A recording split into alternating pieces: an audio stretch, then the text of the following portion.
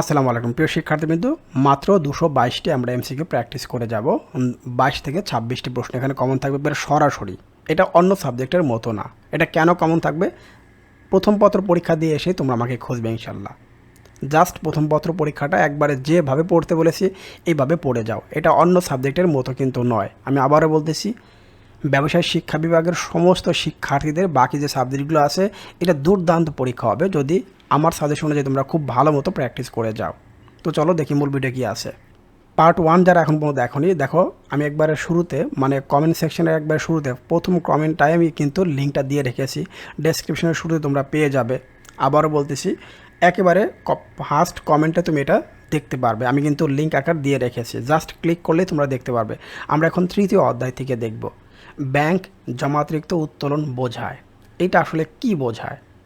এটা বলতে বোঝাবে হচ্ছে ব্যাংক ডেবিট ব্যালেন্স বোঝাবে এবং নগদান বইয়ের ক্রেডিট। তোমরা তো অবশ্যই জানো যারা এই অধ্যায়টা করেছো, ব্যাংক বিবরণী যেটা ডেবিট হবে, নগদান বইয়ের সেটা ক্রেডিট হবে। এটা স্বাভাবিক ঘটনা। ব্যাংক বিবরণীতে ডেবিট হবে, কোনটা ডেবিট হবে? ডেবিট হবে ধার্যকৃত সুদ, এটাও একটা খরচ। আর দেখো ধার্যকৃত চার্জ, এটাও একটা খরচ। মানে আমাদের স্বাভাবিক দৃষ্টিতে দুটাই কিন্তু খরচ। আর মঞ্জুরিকৃত সুদ কিন্তু আমার জন্য খরচ বা আয় আইটেম, কিন্তু এটা আয়ের দিকে চলে যাচ্ছে। দ্যাটস ওয়াই 1 আর হচ্ছে 2। এরপরে দেখবো আমরা হচ্ছে ব্যাংক সমন্বয় বিবরণীর উদ্দেশ্যটা আসলে কি, এটা আমরা কেন তৈরি করব। এটার উদ্দেশ্য হচ্ছে জমার সঠিক উদ্বৃত্ত নির্ণয় করা, এটা সঠিক। ভুল চিহ্নিত করা, ভুল সংশোধন করা। তার মানে তিনটাই সঠিক হচ্ছে। ব্যাংকে টাকা জমা দিলে ব্যাংক বিবরণীতে ক্রেডিট দেখানো হয় কেন? 4টা সাবজেক্ট: অ্যাকাউন্টিং, ফিন্যান্স, ব্যবসায়িক সংগঠনের ব্যবস্থাপনা এবং হচ্ছে উৎপাদন ব্যবস্থাপনা ও বিপণন। এই 4টা সাবজেক্ট আমি বলেছি আপনাদের শতভাগ কমন দিব। এই জন্য এই 4টা সাবজেক্ট আমি কিন্তু বিক্রি করেছিলাম, অর্থাৎ কোর্স আকারে বিক্রি করেছিলাম 12 দিনের। এর আগে দেয়া হয়েছিল শিক্ষার্থীদের, যদিও এখনো শতভাগ তাদেরকে দেইনি। বলছি কিছু রেখে দিয়েছি, 5%-এর মতো সাজেশন রেখে দিয়েছি, সম্পূর্ণ দেইনি। তো তোমরা কিন্তু এটা নিতে পারো।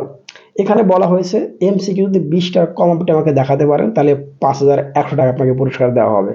যদি আমি বলেছি মাত্র 510 টাকা করে প্রত্যেকটা সাবজেক্ট নিতে পারবেন। এমসিকিউ প্লাস হচ্ছে সৃজনশীল প্রশ্ন, সম্মিলিতভাবেই কিন্তু নিতে পারবেন। সো যদি নিতে চাও তাহলে আমার হোয়াটসঅ্যাপ যে নাম্বারটা দেখতে পাচ্ছ এখানে শুধুমাত্র লিখবে হ্যাঁ আমি নিতে চাই, এতটুকু, আর কিছু লিখতে হবে না, কোনো ফোন দেওয়ার প্রয়োজন নেই। জাস্ট হোয়াটসঅ্যাপে নক দিলে আপনি আমাকে পেয়ে যাবেন। 4টা সাবজেক্ট: অ্যাকাউন্টিং, ফিন্যান্স, ব্যবসায়িক সংগঠনের ব্যবস্থাপনা এবং উৎপাদন ব্যবস্থাপনা ও বিপণন। সৃজনশীল আপনার 8টা কমন থাকবে এবং এমসিকিউ আপনার 20+ কমন থাকবে সব সময়। 30 বলতেছি না, 20+ এমসিকিউ আপনি কমন পাবেন। এবং অ্যাকাউন্টিং প্রথম পত্র পরীক্ষা দিয়ে এসে আপনি আমাকে খুঁজবেন, এটা নিশ্চিত। যদি ক্রয় করতে চান, আবারও বলতেছি, জাস্ট হোয়াটসঅ্যাপে লিখবেন আমি ক্রয় করতে চাই, এতটুকুই। শুভেচ্ছা নিরন্তর। ব্যাংকে টাকা জমা দিলে ব্যাংক বিবরণীতে টাকা মানে এটা ক্রেডিট দেখাচ্ছে কেন? কারণ ব্যাংকের দায় বৃদ্ধি পেল, এটা যে কোনো সময় গ্রাহক তুলে নিতে পারে। পাস বইয়ের ডেবিট উদ্বৃত্ত দ্বারা আসলে কি বোঝায়? এটা বোঝায় ব্যাংক জমা অতিরিক্ত বোঝায়। কোনটির জন্য ব্যাংক ডেবিট মেমোরেন্ডাম ইস্যু করে থাকে? কোনটির জন্য সেটা করে? জমাকৃত চেক প্রত্যাখ্যান। পর্যাপ্ত ফান্ডের অভাবে অমর্যাদাকৃত চেককে কি বলে? সেটা বলবো হচ্ছে এনএসএফ, মানে নন সাফিসিয়েন্ট ফান্ড প্লাস এটা বলা হয়। সাদমান লিমিটেড নগদান বইয়ে ব্যাংক সুদ 250 টাকার পরিবর্তে ভুলক্রমে 520 টাকা ক্রেডিট করেছে। এর ফলে নগদান বই এবং ব্যাংক বিবরণীর উদ্বৃত্তের মধ্যে গড়মিলের পরিমাণটা কত? দেখো, মূলত তার 250 টাকা লেখার কথা, সেইটা লেখে না, এটা লিখতে হবে। তাহলে 250, সে ভুল করেছে কত? 520 লিখেছে, ক্রেডিট করেছে উল্টা পাশে। তার মানে এখানে আরও ডাবল ভুল করেছে, অর্থাৎ 520 টাকা এখানে ভুল আছে আর ওদিকে 250 টাকা, টোটাল 770 টাকার তার ভুল হয়েছে। তাহলে 2 পাশ সমান হয়ে যাবে। এই দেখো এনএসএফ চেক ব্যাংক সমন্বয় বিবরণীতে কীভাবে প্রদর্শিত হয়? আসলে নগদান বহির ব্যাংক উদ্বৃত্ত থেকে বিয়োগ দিতে হয়, বাদ দিতে হয়।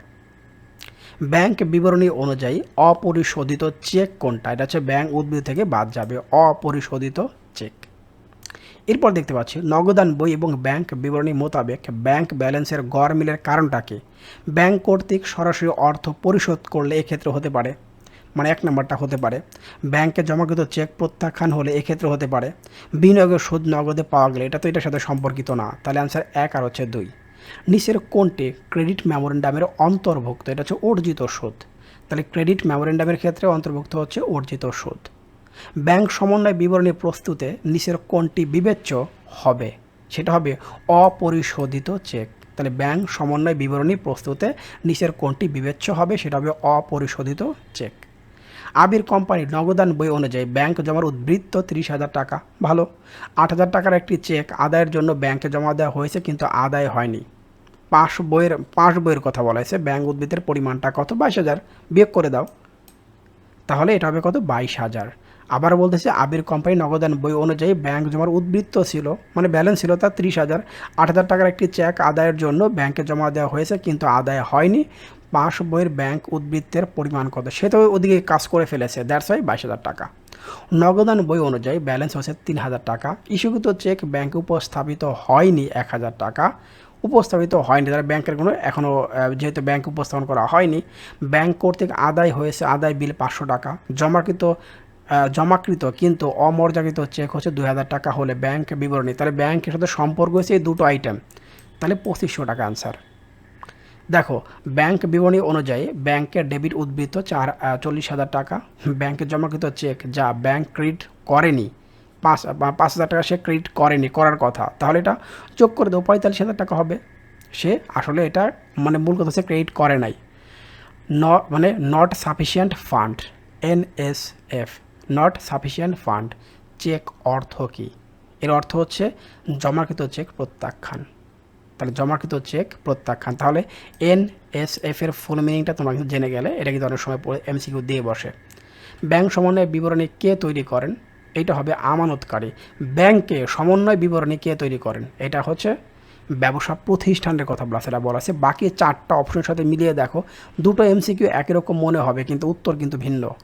ব্যাংক সমন্বয় বিবরণীর উদ্দেশ্যটা কি? যেটা আমরা আগে এই কোশ্চেনটা উত্তর দেখে আসছি, গড় মিলের কারণ জানা, মানে গড় মিলের কারণ খুঁজে বের করা হয়। এটা চেকের সাধারণত কয়টি পক্ষ থাকে? 3টি। চেক প্রস্তুতকারীকে বলা হয় হচ্ছে আদেষ্টা, যিনি চেক প্রস্তুত করেন তাকে বলা হয় আদেষ্টা। ব্যাংক আয়ের প্রধান উৎস কি? এই আমরা জানি প্রদত্ত ঋণের সুদই হবে। ব্যাংক তো সুদের কারবারই করে, প্রদত্ত ঋণের সুদ। ব্যাংক বিবরণীতে ক্রেডিট মেমোরেন্ডাম কি? এটা আমরা আগেও দেখে আসছি, এটা হবে হচ্ছে আয় বৃদ্ধি, এটা হবে আয় বৃদ্ধি। ব্যাংক বিবরণী প্রস্তুত করেনটাকে, এই কোশ্চেনটাও দেখে আসছে, ব্যাংক কর্তৃপক্ষ, এখানে বানানটা বোঝাবে কর্তৃপক্ষ, ব্যাংক কর্তৃপক্ষ। পাস বই আমানতকারের ব্যাংক হিসাবের একটি প্রতিচ্ছবি। পাস বহি আমানতকারের ব্যাংক হিসাবের একটা হবে প্রতিচ্ছবি। বকেয়া চেক বলতে কি বোঝায়? বকেয়া চেক এটা বলতে বোঝায় ইস্যুকৃত চেক যা ব্যাংকে উপস্থাপিত হয়নি, এই জন্য এটা বকেয়া। ব্যাংক বিবরণী অনুযায়ী ক্রেডিট উদ্বৃত্ত আমানতকারের জন্য কি নির্দেশ করে? ক্রেডিট উদ্বৃত্তের কথা হচ্ছে সম্পত্তি, আমানতকারের ক্ষেত্রে সম্পত্তি। নিম্নের কোন প্রকার চেকের টাকা সরাসরি ব্যাংক হতে উঠানো যায় না? দাগ কাটা চেক হলে সরাসরি ব্যাংক থেকে সেটা উঠানো যাবে না। ব্যাংক সমন্বয় বিবরণী হিসাব বিজ্ঞানের কোন নীতি? আমরা এটা জানি, পূর্ণ প্রকাশ নীতি অনুসারে। এটা খুবই ইম্পর্ট্যান্ট একটা প্রশ্ন, 117 নম্বর প্রশ্নটি। নগদান বই ও ব্যাংক বিবরণী মোতাবেক ব্যাংক ব্যালেন্সের গড় মিলের কারণটা কি? কারণটা হবে, আমরা দেখতে পাচ্ছি ইস্যুকৃত চেক উপস্থাপিত হয়নি, জমাকৃত চেক আদায় হয়নি, ব্যাংক কর্তৃক মঞ্জুরিকৃত সুদ, এটার কথা বলা হয়েছে।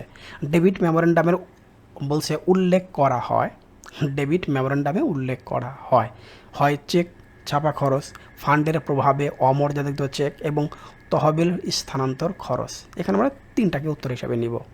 দেখো, ব্যাংক কর্তৃক মঞ্জুরিকৃত সুদ 890 টাকা নগদান বইতে 2বার ডেবিট করা হয়েছে, 2বার ডেবিট করেছে আমরা, বলা হয়েছে।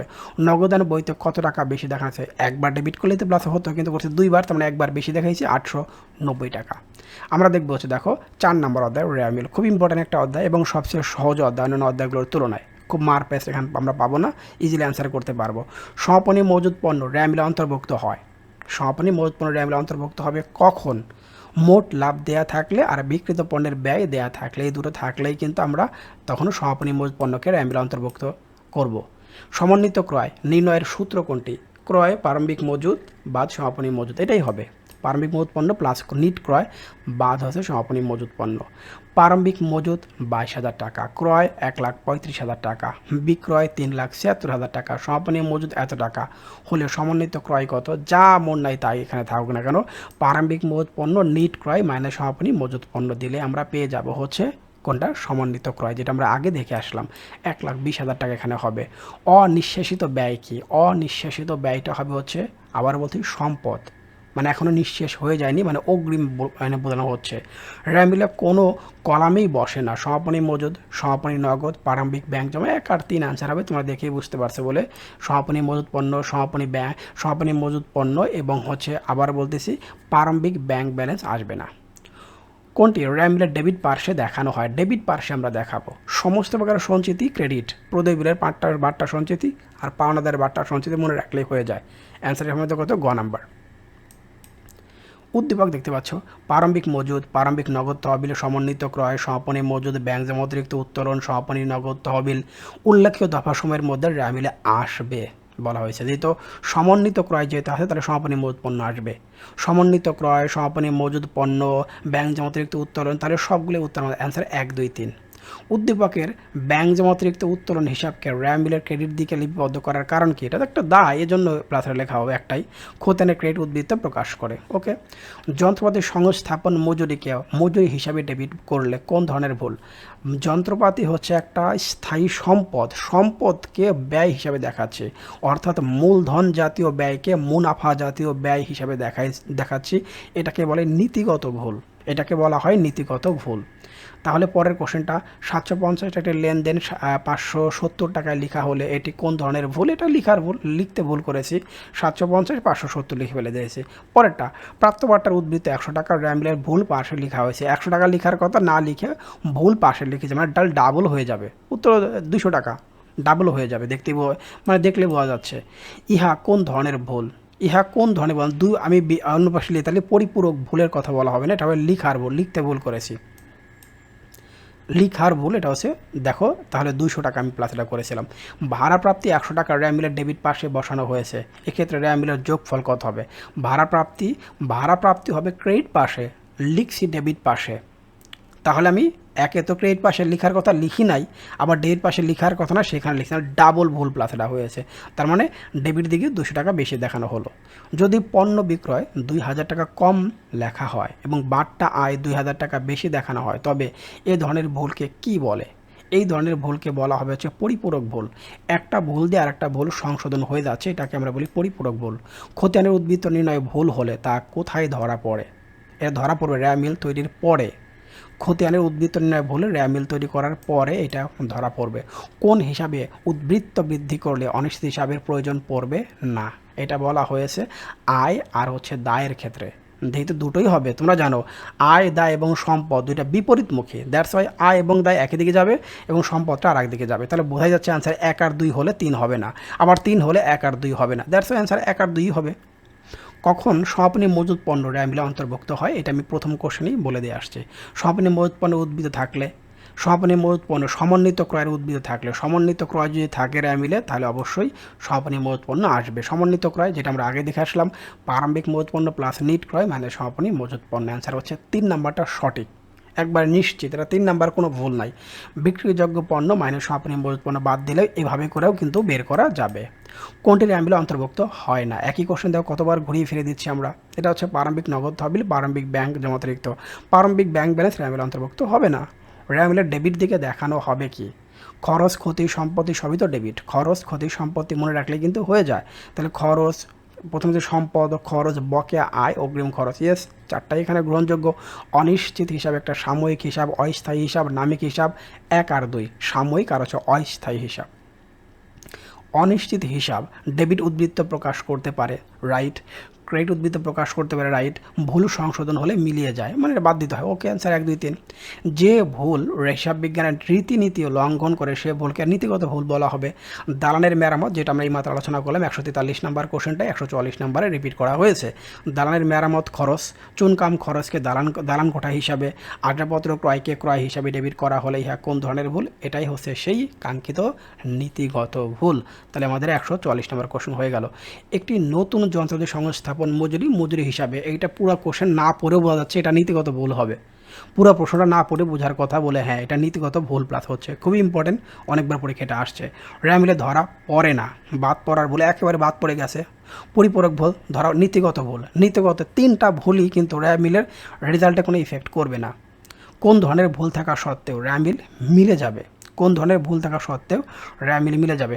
নীতিগত ভুল এইমাত্র দেখলাম আমরা, 5,000 টাকার একটি লেনদেন 500 টাকা লেখা হলে তা কোন ধরনের ভুল? আরে লিখতেই তো ভুল করেছি, এটা লেখার ভুলই হবে।